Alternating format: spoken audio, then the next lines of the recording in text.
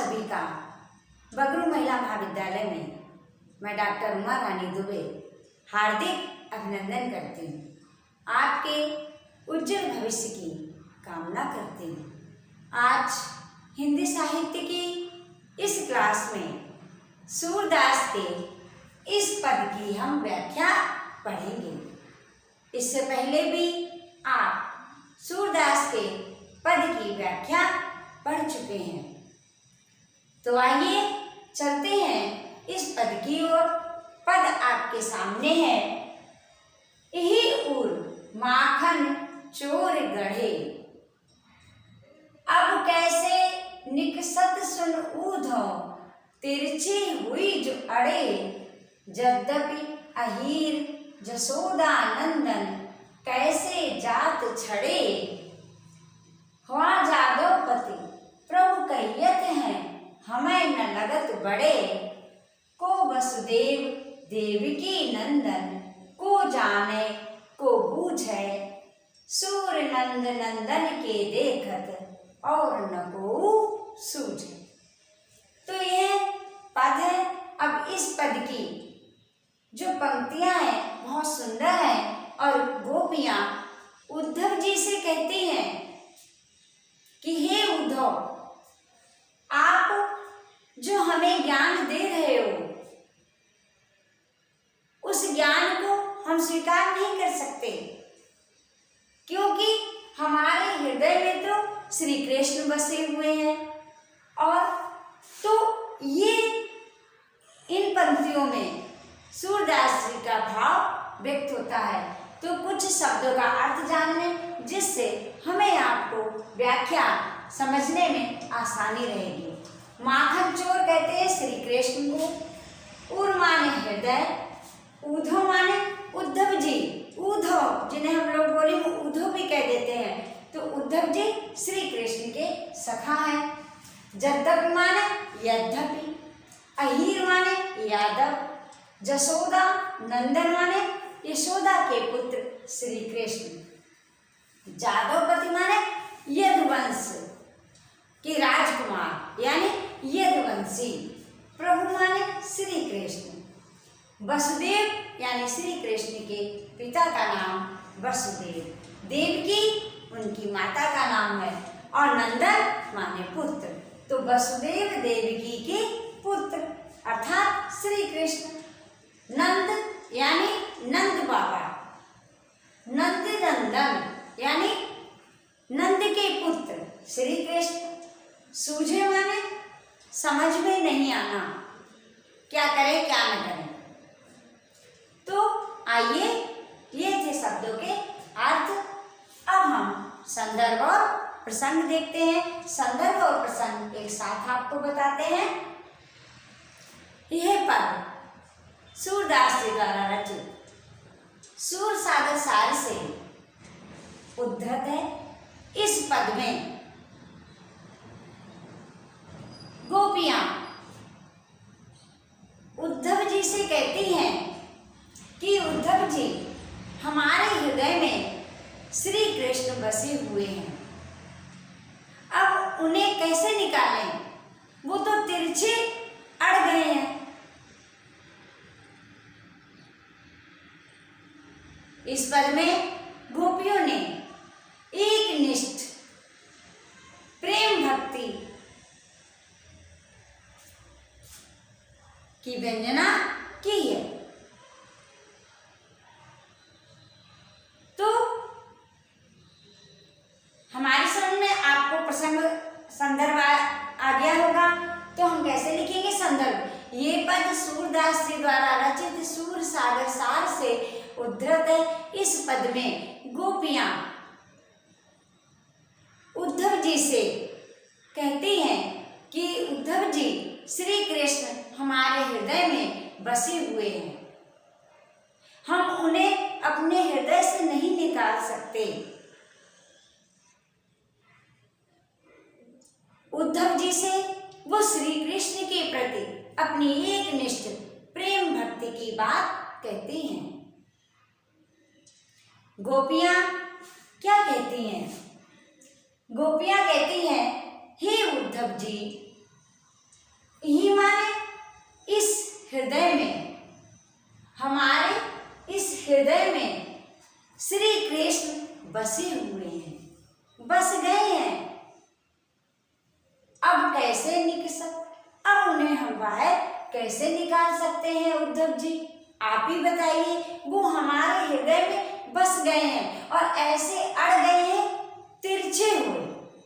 आप सभी ने देखा है श्री कृष्ण की कोई आपके घर में तस्वीर होगी, चित्र होगा, तो मुरली बजाते हुए भी कई जगह से तिरछे दिखाई देते हैं, तिरछे होकर मुरली बजाते हैं। आपने देखा होगा उनका चित्र।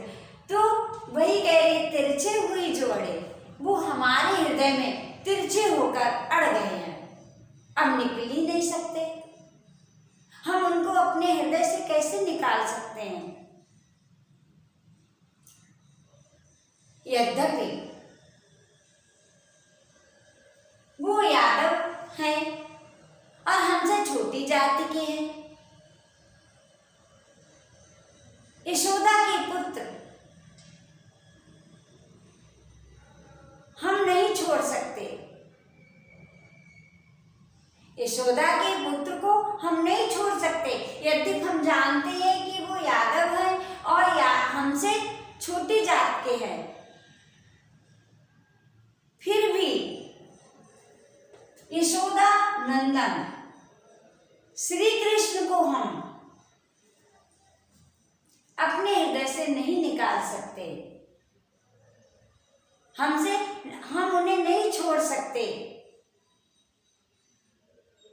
अर्थात हम तो श्री कृष्ण से प्रेम करते हैं और उन्हीं को हृदय में बसाए हुए हैं, तो हम उन्हें अपने हृदय से कैसे निकाल सकते हैं? और निकालना भी चाहे तो वो तिरछे अड़े हुए हैं।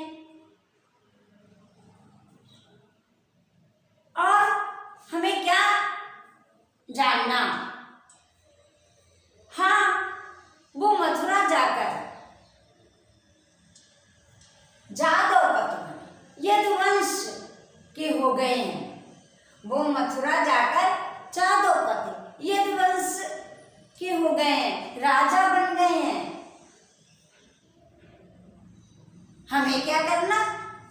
हमें न लागत बढ़े, लेकिन हमें वो बड़े नहीं लगते हैं, अर्थात हमें आज भी वही श्री कृष्ण लगते हैं। हमारे लिए तो वही श्री कृष्ण है जो गायों को चराते हैं, मधुवन में मुरली बजाते हैं, हम सबके साथ जो खेलते थे, हमारे लिए तो वही पुराने श्री कृष्ण हैं।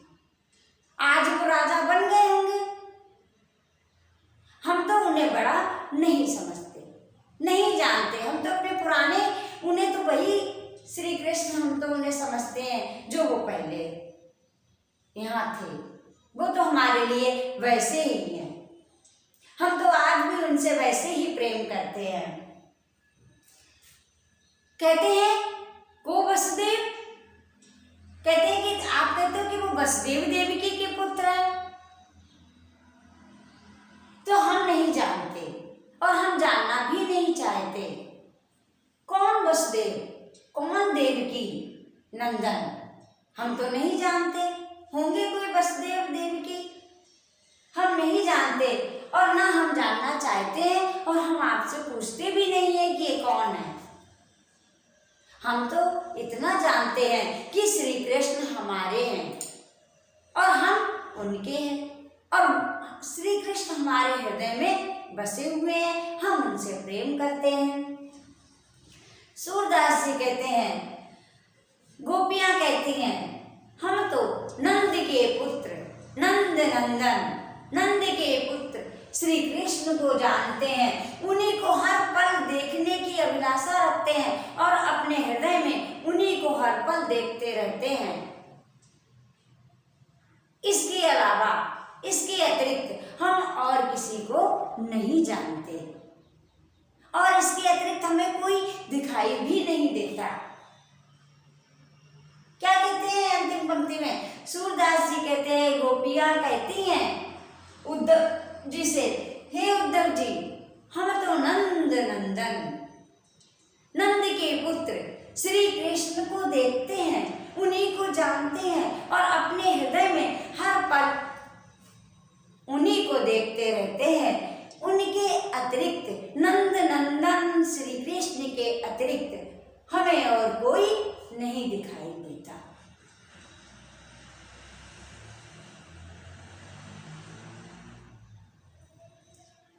गोपियां अर्थात गोपियां अपनी एक निष्ठ प्रेम भक्ति की बात कह देती हैं।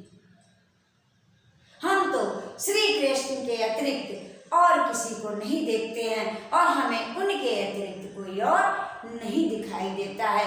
हम तो उन्हीं से अनन्य भक्ति करते हैं, उन्हीं से हमारी अनन्य भक्ति है और वो मेरे आराध्य हैं। यह इन पंक्तियों की व्याख्या थी। व्याख्या के बाद हम क्या लिखते हैं? विशेष। तो विशेष में हम क्या लिखेंगे? देखिएगा, कितनी चतुराई से गोपियां कहती हैं कि वो तो हमारे हृदय में तिरछे अड़ गए हैं, वो नहीं निकल सकते। तो इस तरह कैसे लिखेंगे?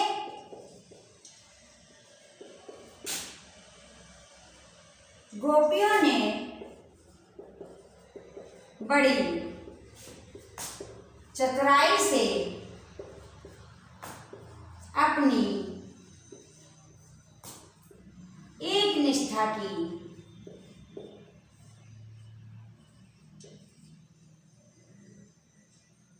अभिव्यक्ति की है, अभिव्यक्ति की है। दूसरा बिंदु, गोपियों ने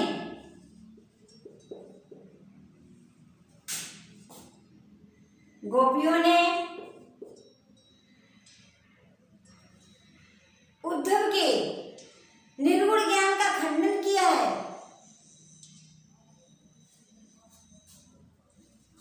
उन्होंने बड़ी चतुराई से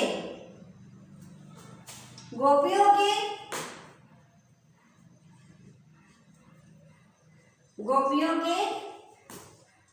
वचनों में व्यंग है। नंबर 3,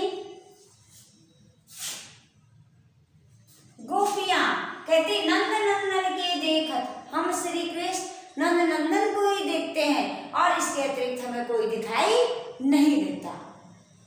तो हम कैसे लिखेंगे? गोपियां श्री कृष्ण का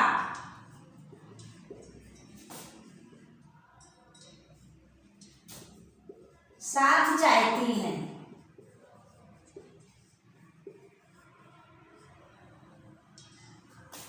उन्होंने अपनी अनन्य भक्ति की व्यंजना की है। व्यंजना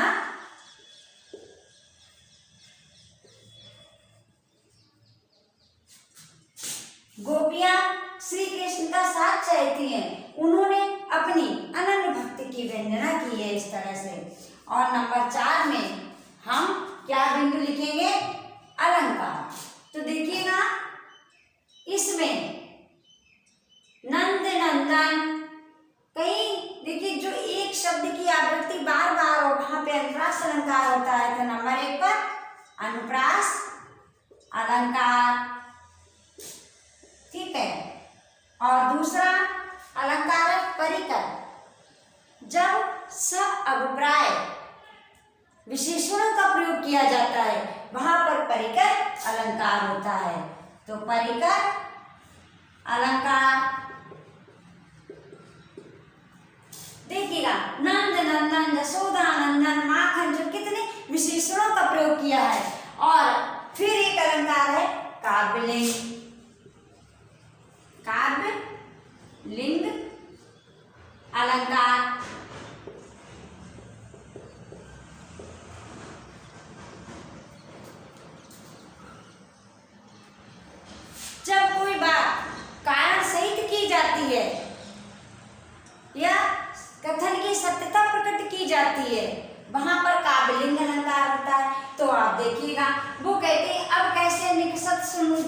तिरछी हुई जड़ निकल ही नहीं सकते, क्योंकि श्री कृष्ण तो तिरछे हो गए हैं।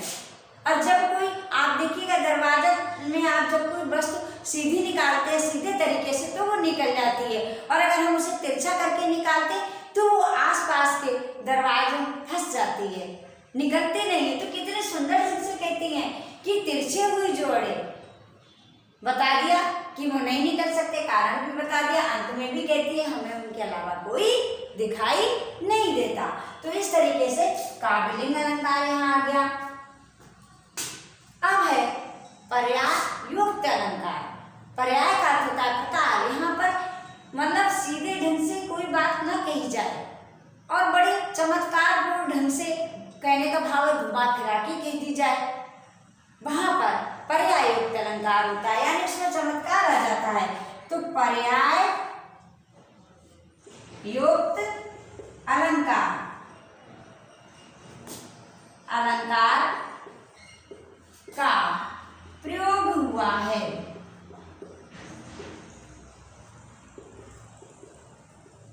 प्रयोग हुआ है।